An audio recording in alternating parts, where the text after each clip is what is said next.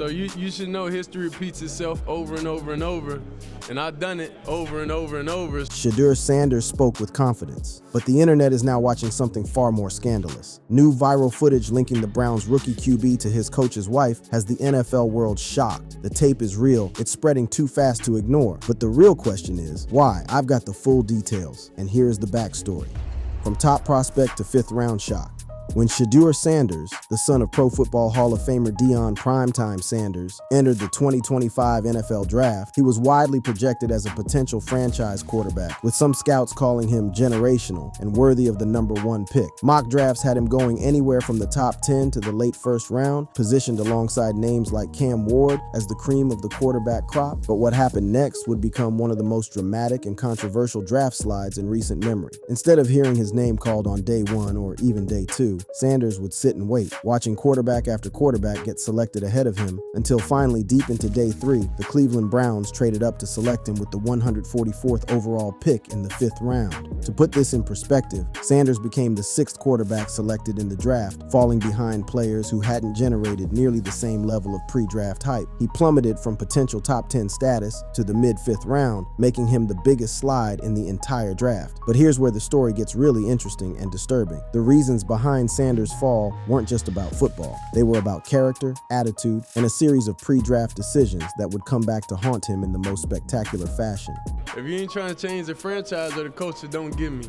So you should know history repeats itself over and over and over, and I've done it over and over and over, so. Those words, spoken by Sanders himself in a pre-draft interview, would prove to be prophetic, but not in the way he intended. What Sanders thought was confidence, NFL executives saw as arrogance. What he believed was setting the standard, teams interpreted as making demands he hadn't earned the right to make. The trouble began long before draft night. Sanders made the controversial decision to skip both the Senior Bowl and NFL Combine drills, opting instead for a controlled pro day at Colorado. For a player who wasn't a guaranteed first-round lock, this was seen as a red flag. Teams wanted to see him compete against top-level competition and prove he could handle the pressure of performing in an uncontrolled environment. But it was what happened behind closed doors that truly sealed Sanders' fate. Multiple reports emerged about disastrous team interviews that left NFL executives questioning not just his football readiness, but his character and coachability.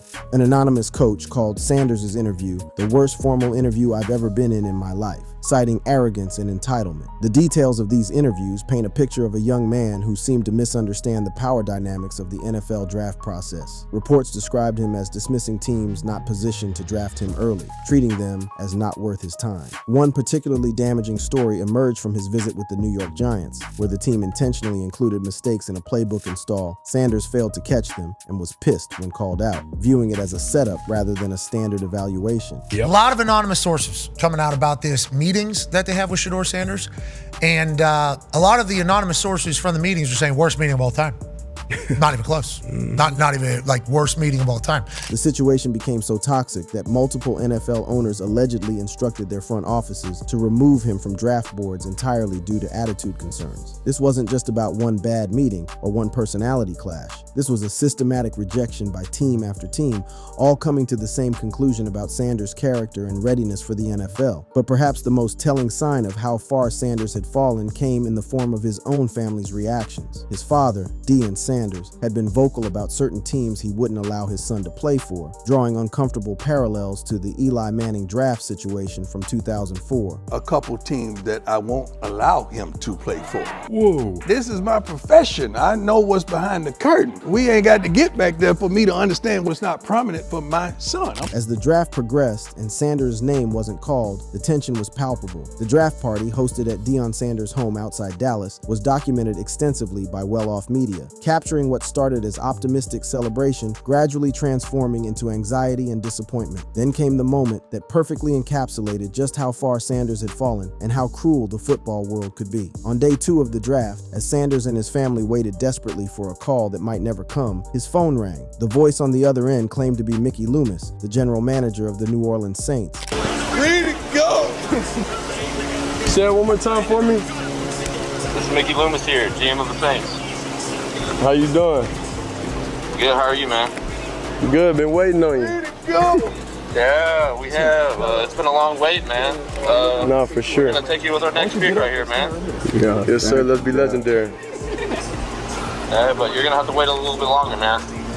Okay. Sorry about that.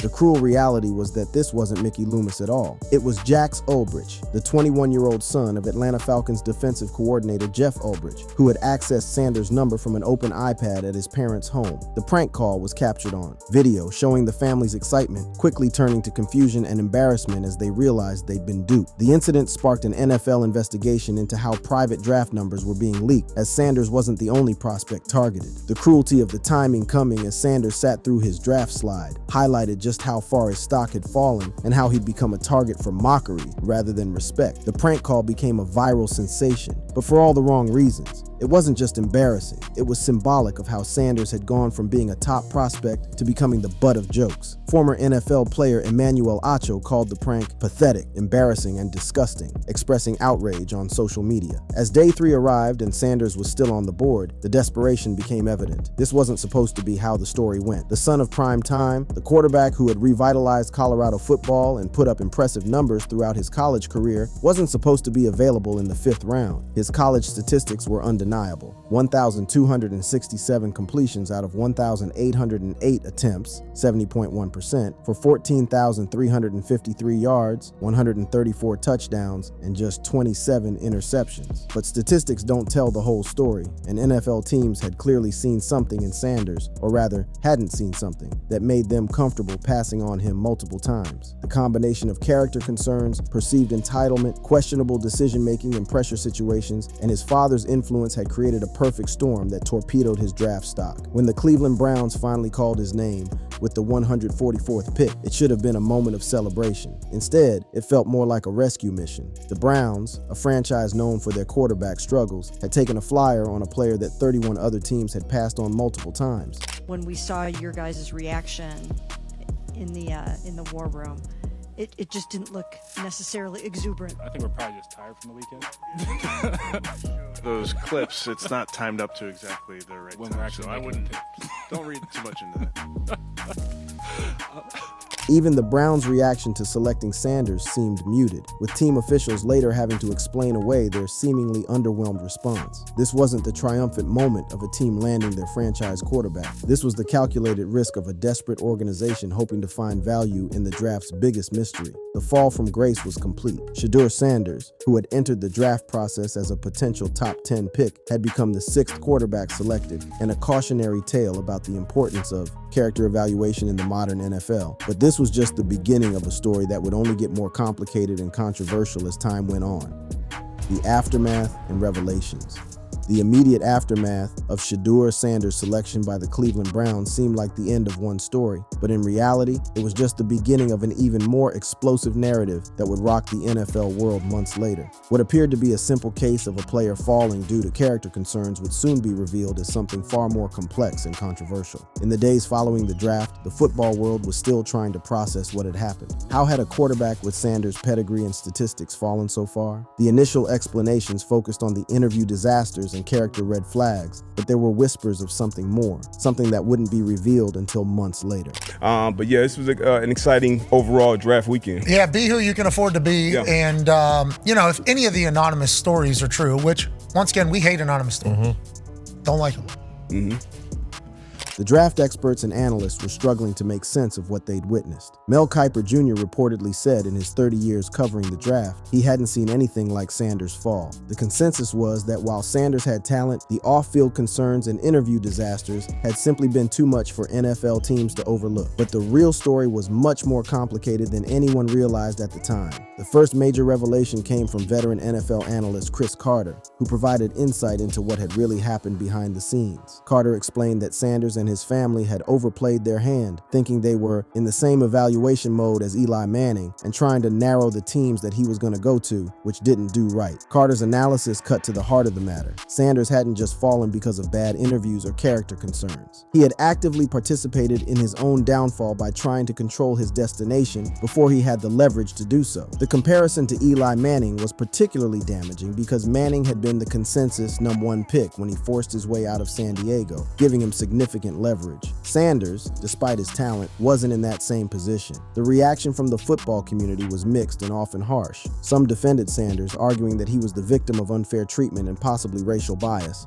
Former NFLPA executive DeMaurice Smith accused the league of racial bias, stating, "I don't know in your heart if you're a racist, but I see what you do," emphasizing the NFL's focus on control and power. Others weren't so sympathetic. The anonymous reports kept coming, painting a picture of a player who had fundamentally misunderstood the draft process and his place in it. One report described him as having horrible body language and being someone who blames teammates, with sources calling him entitled. But the most explosive revelation was still to come. On September 14, 2025, just hours before a Week 2 matchup between the Browns and Ravens, ESPN's Adam Schefter dropped a bombshell that would completely reframe the entire Sanders draft narrative. Schefter reported that the Baltimore Ravens had intended to draft Sanders with their 5th-round pick, number 141. But Sanders explicitly informed the team that he did not want to be selected by them.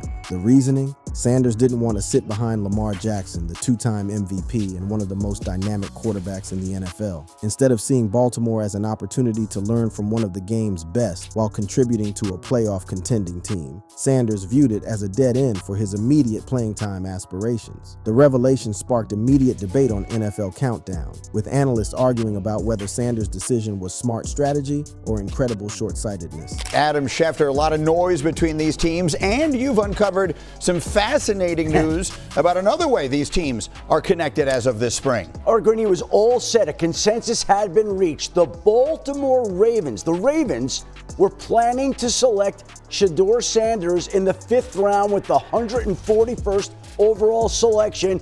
But when he found out, he got word back to the Ravens that he preferred not to go to a place where he would be competing and backing up Lamar Jackson. He wanted to be in a place that he could play. And so when the Ravens got that message, they pivoted, went a different direction with the 141st overall selection. And 3 picks later, the Cleveland Browns selected Shedeur Sanders. The Baltimore rejection wasn't the end of it. Cam Newton, on his podcast 4-1 with Cam Newton, revealed that Sanders hadn't just turned down the Ravens, he had also rejected interest from the Philadelphia Eagles. According to Newton, Sanders prioritized situations where he could compete for playing time immediately rather than sitting behind established starters like Jalen Hurts or Lamar Jackson. Newton defended Sanders' decision, emphasizing that all money ain't good money, and that Sanders showed respect for those quarterbacks by not wanting to rely on their potential injuries for opportunities. But critics saw it differently. Here was a 5th-round pick acting like he had 1st-round leverage. The timing of Schefter's revelation was particularly interesting. Coming just before the Browns-Ravens game, it added layers of intrigue and drama to what was already a compelling matchup. Some speculated that the leak was strategic, designed to unsettle Sanders or highlight Baltimore's dodged bullet. When asked about the report during a post-game press conference, Sanders sidestepped direct questions, focusing instead on his current role with Cleveland. His refusal to confirm or deny the story only added fuel to the fire and kept the controversy alive in the media cycle. The reaction to these revelations was swift and largely negative. Former NFL quarterback Alex Smith was among the harshest critics, calling out Sanders for potentially sabotaging a chance to develop in a winning environment like Baltimore's. The consensus among many analysts was that Sanders had made a critical error in judgment that would likely hurt his long-term development and career prospects. Even Tom Brady weighed in on the situation, offering perspective from his own experience as a late-round pick. Shedeur Sanders, why did he go so late in the draft? It's a good question. I wasn't a part of any evaluation process or to Skip Bayless says that. otherwise. That's the problem with media is everyone can just say whatever the fuck they want. I actually texted Shedeur because I know him very well. And I said, dude, whatever happens, wherever you go, that's your first day. Day 2 matters more than the draft. I was 199. Who could speak on it better than me? Like what that really means. Use it as motivation. You're going to get your chances. Go take advantage of it. The Browns, meanwhile, found themselves in an interesting position. They had essentially won Sanders by default, not because they were his preferred destination, but because they were the least objectionable option among limited choices. The team had to address questions about Sanders' apparent lack of enthusiasm for joining them, though they maintained publicly that they were excited to work with him. The revelation also cast new light on the draft process itself. How many other players were making similar calculations behind the scenes? How often did prospects turn down opportunities with better teams because they preferred situations where they might play sooner. The Sanders case had pulled back the curtain on the usually secretive world of pre-draft maneuvering. Critics pointed out the flawed logic in Sanders' decision-making. The Baltimore Ravens were widely regarded as one of the NFL's most stable and well-run organizations, with a track record of developing quarterbacks and maintaining competitive teams. The coaching staff, led by John Harbaugh, had been together for over a decade and had proven success with quarterback development. In contrast, the Cleveland Browns represented the opposite end of the spectrum when it came to organizational stability. The franchise had cycled through numerous starting quarterbacks over the past 2 decades, with a reputation for dysfunction and instability. For a young quarterback needing development, it seemed like exactly the wrong environment to prioritize. But Sanders had made his choice, and now he would have to live with the consequences. The revelation that he had actively avoided better situations in favor of Cleveland added another layer of complexity to an already complicated story. It also raised questions about his decision-making process and whether he truly understood what he was giving up in pursuit of immediate playing time. The story continued to generate debate and discussion throughout the early part of the 2025 season. Some fans and analysts praised Sanders for being proactive about his career and refusing to be stuck in situations where he might not get opportunities to develop. Others saw it as the actions of an entitled player who didn't understand his own value in the marketplace. What was clear was that Sanders had taken control of his destiny in a way that few draft prospects ever attempt. Whether that control would lead to the career he envisioned remained to be seen, but the controversy surrounding his path to Cleveland had already made him one of the most talked about rookies in the NFL. Current reality and future uncertainty. As the dust settled on the draft revelations and the 2025 NFL season began in earnest, the reality of Shedeur Sanders' situation with the Cleveland Browns became increasingly clear and increasingly troubling for a player who had bet everything on finding immediate playing time opportunities. The harsh truth was that Sanders' gamble to avoid stable, winning organizations in favor of a team where he might compete sooner had backfired spectacularly. Instead of the quarterback competition he had envisioned, Sanders found himself relegated to third-string status behind starter Joe Flacco and backup Dylan Gabriel, with Browns insiders suggesting he wouldn't see the field in 2025 unless the quarterback room got really weird with multiple injuries. The irony was palpable. In Baltimore, Sanders would have been the clear backup to an established star, with a defined role and development plan. In Cleveland, he was fighting for scraps, reportedly not even getting scout team rep, and instead throwing to equipment staff during practice. The playing time he had prioritized seemed further away than ever. To his credit, Sanders appeared to maintain a professional attitude despite the circumstances. He was quoted calling scout teamwork his game day and expressing happiness with getting 6 games a week via practice. This mature response suggested he was beginning to understand the reality of his situation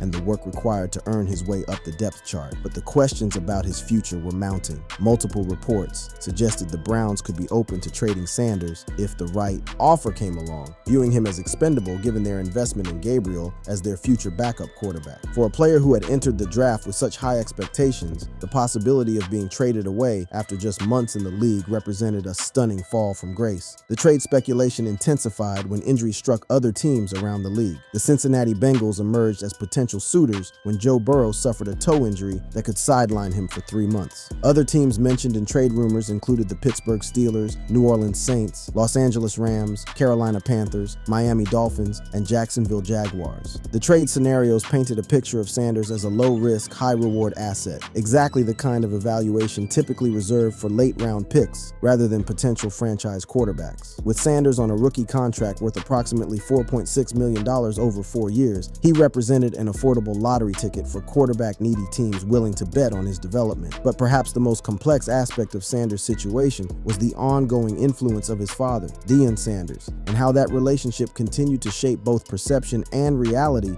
around the young quarterback's career. From the very beginning, Deion's involvement had been a double-edged sword. On one hand, his guidance and connections had provided Sanders with opportunities and experiences that most young players could never access. Sanders grew up around NFL legends, owners, and commissioners, including figures like Roger Goodell, Michael Irvin, and Tom Brady, which instilled confidence and familiarity with the sport's elite circles. Deion had provided NFL-level coaching to his sons from age 8, emphasizing toughness, hard work, and high standards. This early development helped Sanders build build the mental resilience that served him well in high-pressure college situations. As Sanders himself noted, "I feel like nothing can faze me mentally because I've been in the most high-pressure situation that there is to be known." But the benefits came with significant costs. NFL executives had cited Deion's public comments as factors that weighed on people's minds during the draft process. The perception that Deion was trying to control his son's destination, combined with concerns about Sanders' ability to adapt to non-family coaching, had clearly hurt his draft stock. Deion's a great guy. Deion tries to help these young men become men, not boys. And I just felt like it was wrong what they did to him. I mean, look. Even supportive voices like Hall of Famer Eric Dickerson acknowledged the complexity of the situation. While defending both Sanders men, Dickerson's comments highlighted how Deion's reputation and approach had become inseparable from evaluations of his son. The father-son dynamic also raised questions about Sanders' long-term development. Could he succeed without the constant guidance and protection he had received throughout his college career? Teams worried about his ability to adapt to coaching from people other than his father, and whether he would be coachable in a traditional NFL environment. These concerns weren't entirely unfounded. Sanders had spent his entire football career under his father's direct or indirect influence from high school through college. The transition to being coached by strangers, without the family safety net, represented a significant adjustment that many young players struggle with. Post-draft, Deion had tried to take a step back, publicly stating he wouldn't orchestrate Sanders' landing spot, saying, no, because that's not God's will right now. But the perception of his involvement lingered, and some wondered whether he might push for a trade if Sanders wasn't developing properly in Cleveland. The broader implications of Sanders' situation extended beyond just one player's career. His story had become a cautionary tale about the dangers of overplaying your hand in the draft process, particularly for players who don't have the leverage they think they do. The comparison to Eli Manning's successful draft manipulation in 2004 was instructive. Manning had been the consensus #1 pick, giving him significant leverage. Sanders, despite his talent, simply wasn't in that same position. The racial dynamics that some had raised during the draft process continued to be part of the conversation around Sanders' career. Critics argued that his treatment was part of a broader pattern of how black quarterbacks were evaluated and controlled in the NFL. The accusations of collusion and bias, while disputed by many, highlighted ongoing tensions about race and power in professional football. Looking toward the future, Sanders faced several possible paths. The most optimistic scenario involved him developing quietly in Cleveland, eventually earning playing time and proving his doubters wrong. Some NFL insiders maintained that he had the talent to succeed if given the right opportunity in coaching. A trade scenario. I might offer Sanders a fresh start with a team that viewed him as more than just a depth piece. Teams like the Bengals, with their need for quarterback depth behind an injury-prone starter, represented potentially better fits for Sanders' skill set and development needs. The worst-case scenario involved Sanders languishing on Cleveland's bench,